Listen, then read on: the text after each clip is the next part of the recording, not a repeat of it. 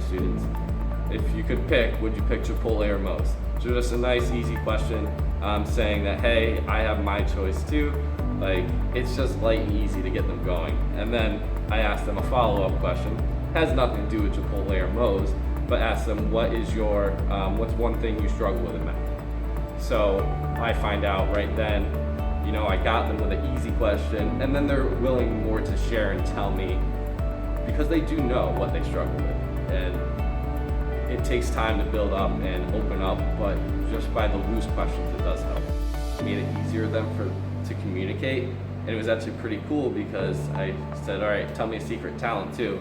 I found out I have like 3 ukulele players in one class, so that was actually pretty interesting to find out.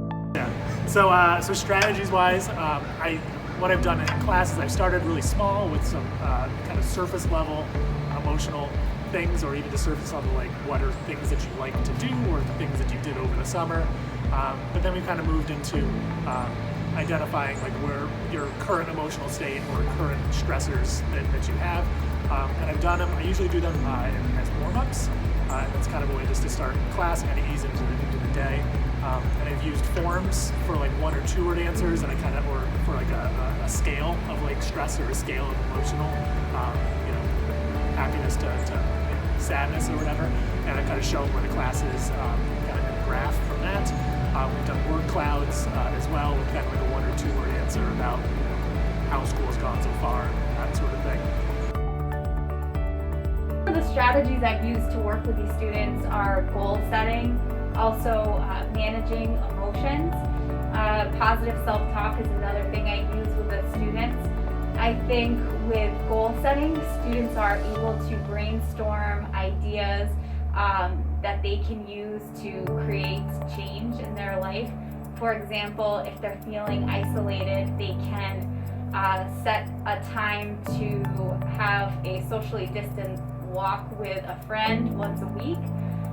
They can also practice their instrument in their backyard with a student, and they come up with their own strategies. So I think that's proven to be a positive and successful thing for students because they have a sense of pride when they come up with their own plan, and also they can make it manageable and in that way create change. An English teacher with so much writing and reading in the curriculum, I think the writer's notebook really is one of the best places for us to constantly be connecting with our kids and seeing what's going on in their minds. Whether it's a free write and the topic is of their own choice, or it's maybe a poem that has some social emotional themes inside of it, checking in with the kids about how they're doing. The writer's notebook is a really great place, sometimes a more private place for kids to have that interaction between just themselves and with a teacher. So that's something new that I'm doing this year.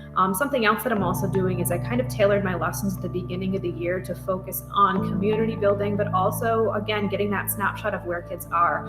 So one of the first assignments that I did that came from Mrs. Egan was a poem called I Am Running, and students eventually created their own where they signify to us whether they are sleepwalking into the year or kicking and screaming or cartwheeling, and it kind of gave us an idea as to how they're attacking this new school year with everything being so different. So in addition to collecting some English skills as a first writing assignment, it also tapped into that social emotional piece. At the start of the school year, I used the SEL questions in a Go Formative to answer the question, what positive strength do you bring to class every day? And I think it's a really cool way for students to be able to reflect on themselves, maybe on things they've never really been asked before.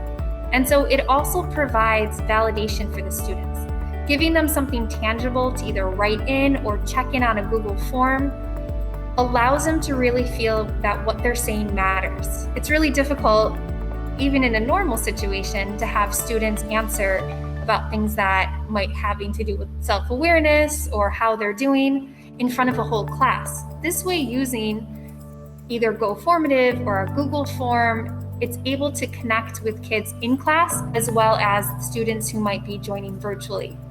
I think it's really important right now for students, as all of us, kind of all of the changes that are happening, again, it gives them that validation. It tells them, hey, you're valued, you're important, even more than your academics. You as a whole person holistically matter to us.